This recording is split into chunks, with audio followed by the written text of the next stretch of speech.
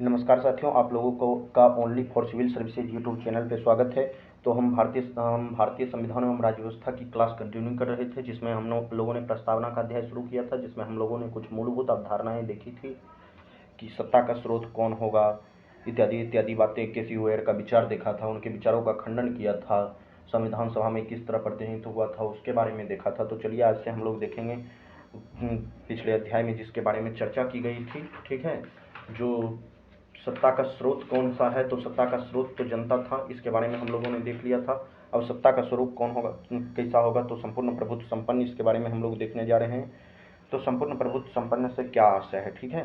संपूर्ण प्रभुत्व संपन्न से तात्पर्य एक ऐसे देश से है जो अपने आंतरिक और बाह्य मामले में स्वतंत्र फैसले लेने की शक्ति रखता हो, ठीक है। तो एक लाइन में अगर पूछेगा संपूर्ण प्रभुत्व संपन्न यानी सोवर्जिन से आप क्या समझते हैं, जिसे संप्रभुता बोला जाता है।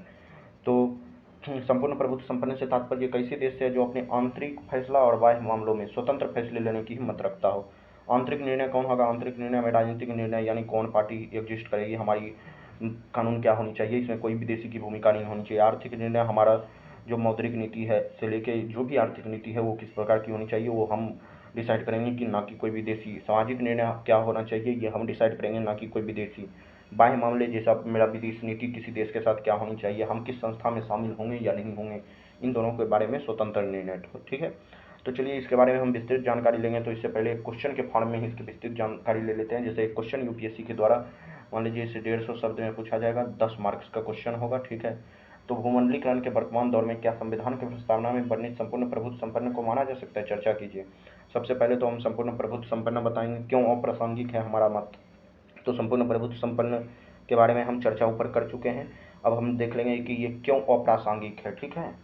तो वर्तमान भूमंडलीकरण विश्व में विभिन्न देशों के बीच जो है संपर्क बढ़ता जा रहा है, ठीक है, जिसके कारण कुछ मुद्दे जो हैं वैश्विक मुद्दे बनकर उभर रहे हैं, जिसे पर्यावरण का मुद्दा हो गया, आतंकवाद का मुद्दा, परमाणु अस्त्र का मुद्दा इत्यादि। इन वैश्विक मुद्दों पर व्यवहार में कोई भी देश अकेला स्वतंत्र निर्णय नहीं ले सकता है। अगर परमाणु मुद्दा है या पर्यावरण का मुद्दा है तो उसके लिए हमारी G20 की बैठक होती है। जैसे अभी चाइना को बैकअप करने के लिए क्वाड देश, नया क्वाड का निर्माण हुआ है, इसके बारे में हम इकोनॉमिक्स के वीडियो में चर्चा करेंगे विस्तृत रूप से, ठीक है। तो चलिए तो आगे देखते हैं। भूमंडलीकरण के युग में जैसे विश्व व्यापार संगठन हो गया, अंतर्राष्ट्रीय मुद्रा कोष, विश्व बैंक, IMF जैसी संस्थाओं का महत्व बढ़ता जा रहा है और ये व्यवहार में अपने सदस्य देशों की आर्थिक नीति को प्रभावित करते हैं, जिससे यह माना जाने लगा है कि संपूर्ण प्रभुत्व संपन्न के आदर्शों पर खरा नहीं उतरता है, ठीक है। पहले मैंने इसकी बात देख ली, अब अपना मत हम लोग देंगे। किंतु भूमंडलीकरण के दौर में जो है, वर्तमान दौर में भी भारत को एक संपूर्ण प्रभुत्व संपन्न माना जा सकता है। क्यों माना जा सकता है, तर्क दें। स्वाभाविक रूप से आप बता दीजिएगा माना जा सकता है, तो इसके पीछे तर्क तो आपका लॉजिक होना चाहिए ना, क्यों माना जा सकता है। आज भी अगर हम कुछ वैश्विक मुद्दे को छोड़ दें तो अधिकांश मामलों में, ठीक है, भारत स्वतंत्र निर्णय लेने की शक्ति रखता है, अतः वैश्विक मुद्दों को अब बाध्य के रूप में स्वीकार किया जा सकता है। तो मेरा मत ये है कि अभी भी भारत जो आंतरिक एवं बाह्य जो भी मामला है उसमें स्वतंत्र निर्णय लेता है। कुछ वैश्विक मुद्दे को हम अब बाध्य के रूप में रख सकते हैं, ठीक है। नेक्स्ट हम लोग देखेंगे, नेक्स्ट पॉइंट, जहाँ तक WTO है, IMF है, वर्ल्ड बैंक है, इस संस्थाओं का प्रश्न है, तो यह कहा जा सकता है कि भारत ने स्वेच्छा से इन संस्थाओं की सदस्यता ग्रहण की है, ठीक है। भारत ने जो है स्वेच्छा से इन संस्थाओं की सदस्यता ग्रहण की है, क्योंकि इसमें भारत का राष्ट्रीय हित पूरा होता है, ठीक है। यदि भारत के राष्ट्रीय हित में इन संस्थाओं से बाधा आएगी तो भारत स्वेच्छा से इनकी सदस्यता छोड़ देगा, ठीक है, छोड़ देगा। अतः इन संस्थाओं द्वारा लगाया गया निर्णय स्वैच्छिक है, ना कि बाध्यकारी है, ठीक है। तो इसलिए भारत को संपूर्ण प्रभुत्व संपन्न माना जा सकता है। और कुछ वैश्विक मुद्दे, अब हम इंटरनेशनल इकोनॉमी से जुड़ रहे हैं, इंटरनेशनल मार्केट है, तो कुछ मुद्दे वैश्विक मुद्दे हो जाएंगे जिसमें एक देश नहीं स्वतंत्र निर्णय ले सकता है, ठीक है। तो चलिए अब हम सत्ता के स्वरूप में दूसरे पॉइंट को देखेंगे, जिसमें समाजवादी, ठीक है, सोशलिस्ट, ये जो है 42वें संविधान संशोधन के द्वारा जोड़ा गया था, इसके बारे में विस्तृत व्याख्या करेंगे। भारत का समाजवाद क्या कहता है और समाजवाद है क्या, ठीक है। चलिए तो देखते हैं। समाजवाद एक विचारधारा है जिसके कुछ तत्व हैं। समाजवाद के विचारधारा में 4 तत्व हैं। ये संपत्ति के समाजीकरण पर जोर देता है, समानता पे, मजदूर और वंचित का कल्याण पे, शोषण की समाप्ति पे। अब समाजवाद जो है वो 2 तरह का होता है, एक साम्यवाद और मार्क्सवाद, ठीक है।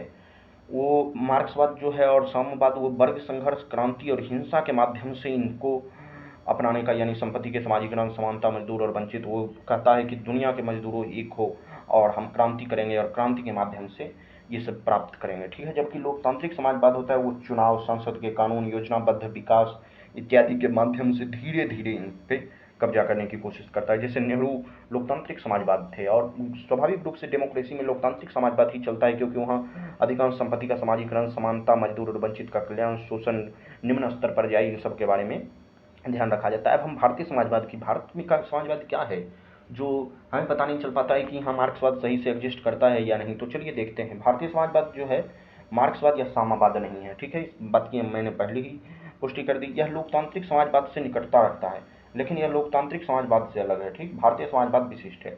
अब तो एग्जामिनर देखेगा तो यही बताएगा ना, आप तो हमें लॉलीपॉप दे रहे हैं, आप हमें बताइएगा ना जो भारतीय समाजवाद क्या है। आप विशिष्ट बोल रहे हैं, ये नहीं है, वो नहीं है, लोकतांत्रिक समाजवाद से निकटता रखता है लेकिन नहीं है, ठीक है। चलिए, तो इसके माध्यम से हम एक डीएस नकारा केस 1982, ये सुप्रीम कोर्ट में था, ठीक है, इसको लेके चलते हैं, ठीक है। डीएस नकारा केस 1982 में सर्वोच्च न्यायालय ने भारतीय समाजवाद की व्याख्या करते हुए निम्नलिखित तत्व बताए, इस पर ध्यान रखेंगे। सुप्रीम कोर्ट का कहना था कि भारतीय समाजवाद की व्याख्या करते हुए जो आय की असमानता को कम करना है, ठीक है।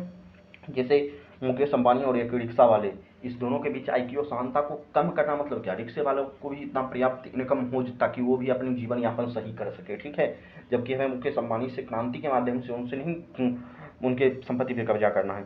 जीवन स्तर की असमानता को कम करना, यानी जो एक गरीब रिक्शे वाले, ठेले वाले हैं, उनके बच्चे भी स्कूल में पढ़ सके, सही स्कूल में सही शिक्षा ग्रहण कर सके, सही स्वास्थ्य हो, सही पोषण हो, और एक अमीर व्यक्ति को भी। मजदूर एवं वंचित वर्गों का कल्याण, मजदूर एवं वंचित वर्गों का कल्याण, विभिन्न रूपों में मौजूद शोषण को समाप्त करना, जो भी शोषण विभिन्न रूपों में मौजूद है उन्हें समाप्त करना, ठीक है। भारतीय समाजवाद का जो अर्थ है, नागरिक को जन्म से मृत्यु तक सुरक्षा प्रदान करना, ठीक है। भारतीय समाजवाद, इस प्रकार भारतीय समाजवाद का मुख्य संबंध सरकार की समानतावादी नीतियों से है, ठीक है।